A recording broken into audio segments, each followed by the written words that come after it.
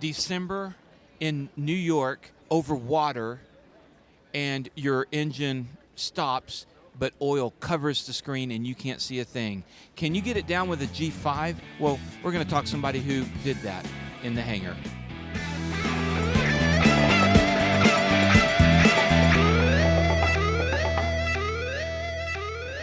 Hey everyone, welcome to In the Hangar, special In the Hangar. We're here at Airventure. We're at the Flying Eyes booth. Christy? We are at the Flying Eyes booth, Dan. And Flying Eyes, you get 10% off by mentioning the discount code Taking Off, all caps, one word. And they sponsor us. And also by Colton Mortgage, residential and refi mortgages, Colton Taking Off, and Marshall Protective Services and PS Protects. Christy, we can't do this without our sponsors. No, we can't. So thank you for supporting them because it helps support us. But also, we've got a really, really cool guest on our show today. I've actually been really excited to talk to you all day. Sure. Okay, so we have Dr. Inder Chhabra. Yep. So, right. Thank you. Inder, thank you so much for joining us. And you're an AME now. Yes, I am. Okay, but we're not here to talk about necessarily air medical. We're talking about your Bonanza experience in New York over the water in the winter. Tell us about that. So 2016, 6 years ago, thank you for having me on the show. We actually, the year after 2017, we didn't make a presentation at the Bonanza Society tent. Oh, wow. But it was exciting, to say the least. And the only thing that kept me in my senses that day was all the training that we go through, So, vibration, all of that stuff. So at this time, how many hours did you have? I would say about 700 at that time. Okay. And I had also had an experience in a glider, and I had done my upset recovery training in an extra. Okay. Oh, nice. So I knew how to Okay. dance on the rudder pedal. Okay. Gotcha. Okay. Yeah. So, All right, so tell us the story. So 2016, just a regular Sunday morning, beautiful, bright VFR day. We were going to go to grab our $100 hamburger lunch in New Bedford, in Massachusetts, from Islip in Long Island, New York. And as soon as we reached 4,000, brought my power back, brought the prop back, and suddenly started hearing a noise. My co-pilot, who was brand new, first time flying with me, commercial rated pilot, and he was like, "Do you hear anything?" It's like, "What do you mean I hear anything?" And then I heard it too. Started hearing a little noise, and I just clicked the mic, told the controller we're going to turn back, and as soon as we started turning back, the noise got real loud, and suddenly, woof, the windshield was full of oil, and I saw something fly from the corner of my eye. I couldn't believe it. I said it, but I couldn't believe it. When I clicked my mic, I said, "I think my prop just blew off." The controller was like, "What?" Yeah, Oh my my prop gosh. just blew off. By that time, I had already declared an emergency and everything. So we were gliding towards, I don't want to make any turns. so your prop came off of the airplane. It flew up and towards my left. Oh my gosh. Okay. Continue. Because of P factor. Yeah. Absolutely. Yep. Perfect example of a demonstration. Oh yeah. That is not the kind of demonstration I think I'd No, want to I see. wouldn't want that demonstration. Yep. But So, and then we kept the glide, the speed of 80 knots, and I had AOA. I had the gear up indicator in the horns of all kinds blaring. Gear up, check gear, whatever. And I did not hear anything. I tuned everything out, just concentrated on flying the airplane. Aviate. Aviate, and then looking at my glass. I had glass cockpit in that Bonanza. It was a 1984 A36. It had a G500 with synthetic vision. Okay. That Navigate. became, so that became my primary, almost like a video tape of where I'm going.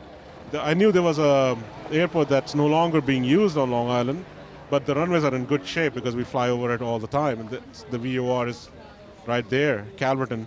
So I pointed towards there and headed over there, ran out of the altitude and ended up on a beach.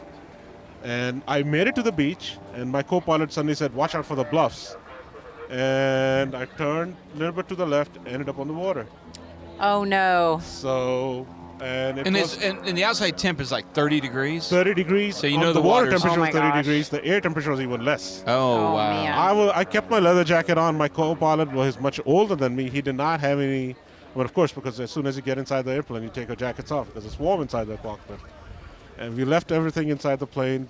People ask me all the time, how long did the plane float? Did you keep your gear up and all of this? Yeah, I kept the gear up. I just did not want to think about anything else when I was going down.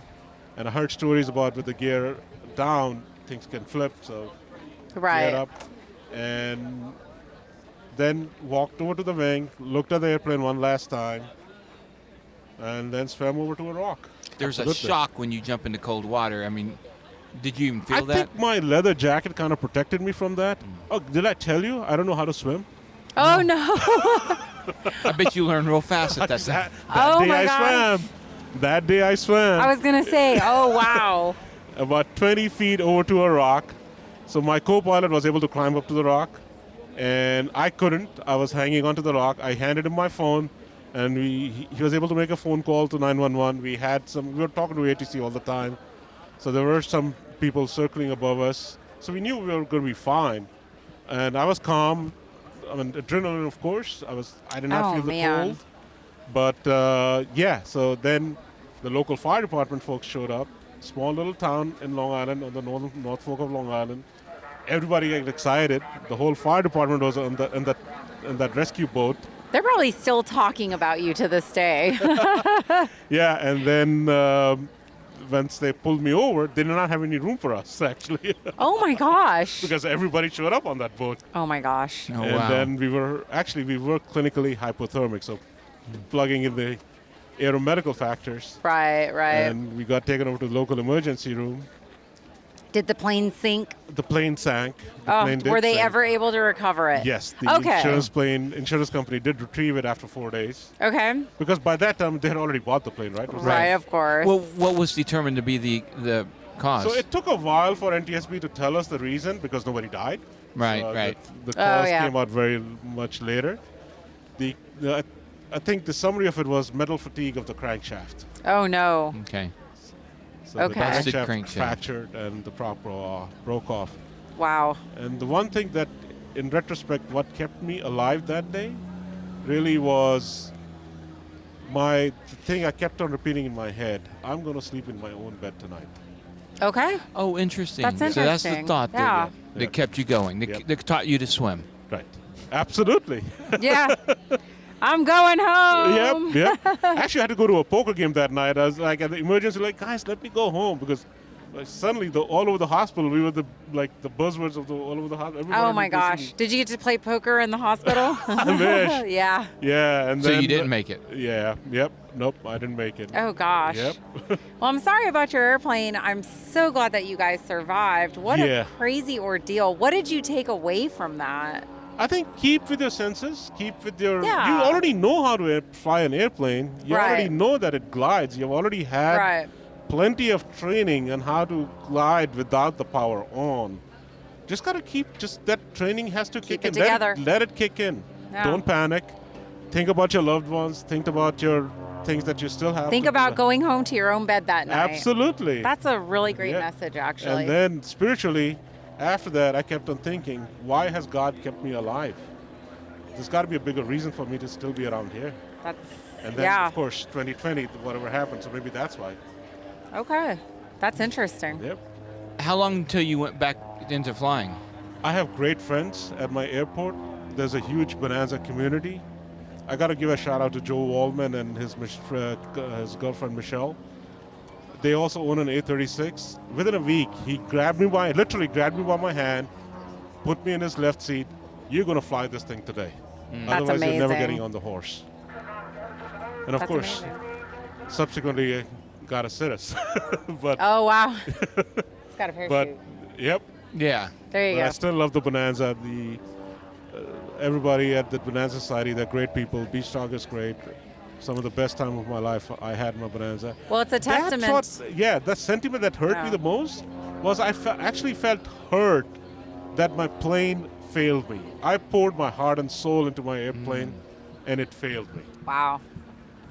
That hurt the most. Well, we're just glad that you made it out. Absolutely. What are you flying now? An SR-22. Okay, so you are still flying. Yeah, Okay. of course, yeah. So with a parachute and probably a life raft. Or life That too- jackets That at too. least. Last year I was in the Bahamas with a life raft in the back. Yeah. Perfect. Because you don't want anything more than a 20-foot swim. Have you learned to swim Of more? course. Oh, Of you course. have? Yep. Okay, yep, so yep. that's a skill set you have now mastered. Absolutely. Absolutely. All right. Yeah. Well, Inder, thank you so much for joining for us having and me. sharing this incredible story. Sure. Thank you. So, and you guys, thank you for watching, and it's something really there's a lot here to take away, and his calm and just taking care of one step at a time, problem solving, and reverting back to his training is what kept him and his co-pilot alive. But he's got to have that training, and you've got to have that training. So make sure that you're training, because I've heard many times that in a crisis you're going to revert to your level of training, and if you're not training, you're going to revert to something pretty low. That's right. Thank you guys so much for supporting us. Thank you to our sponsors, especially Flying Ice, for letting us use this cool space here at Oshkosh. Like, subscribe, and share our content, and we'll see you next time. In the hangar.